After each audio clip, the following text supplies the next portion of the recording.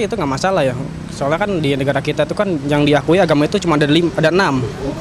Jadi kalau memang ada orang lain yang agamanya beda itu memang harus nggak usah dicantumin aja gitu.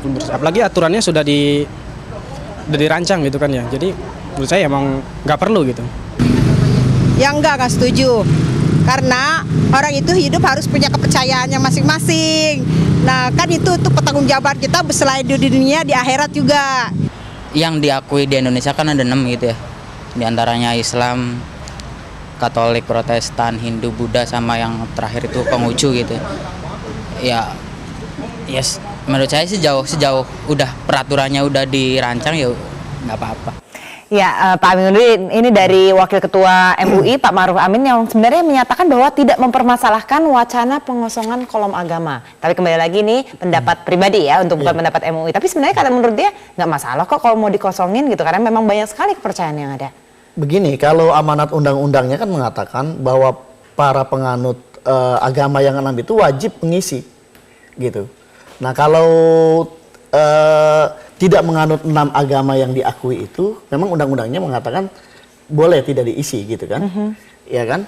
Nah, tapi kita memang di sini menjadi dilematis. Kalau tidak diisi kan berarti dia tidak beragama.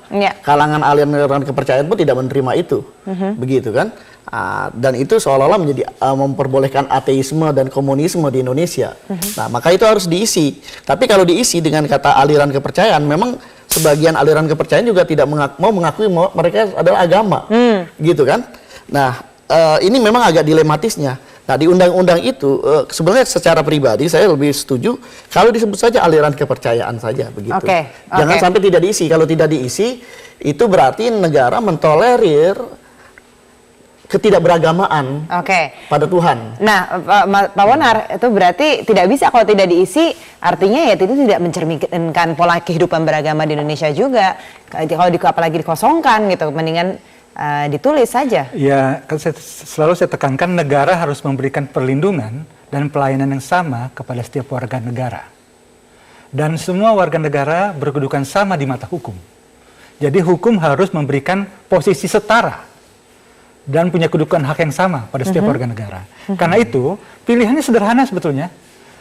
Karena saya bilang tadi, dokumen kependudukan tidak hanya KTP, tapi ada dokumen lainnya, gitu. Jadi bisa saja dari KTP itu dihapuskan, tapi dijelaskan di dalam dokumen kependudukan yang lain, yang tercantum di kelurahan.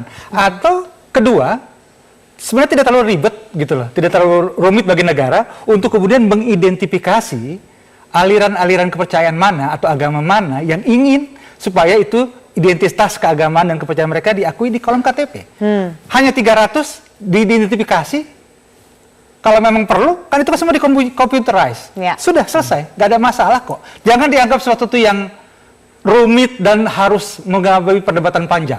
Ngurus negara jangan hal-hal yang sepele kemudian dirumit-rumitkan. Sebenarnya kalau dilihat ini administrasinya saja untuk itu ya. Oke, baik, terima kasih banyak Bapak-bapak. Kita tidak ketemu titik temu di sini, tapi paling tidak mudah-mudahan juga didengar oleh Pak Cahyokumolo tadi untuk jadi pembahasan lagi. Sekali lagi terima kasih Pak Bonar, terima kasih Bapak Aminuddin, dan terima kasih bagi Anda yang sudah bersama kami di Suara Anda. Tetaplah bersama kami karena Headline News pukul 20 akan hadir sesaat lagi.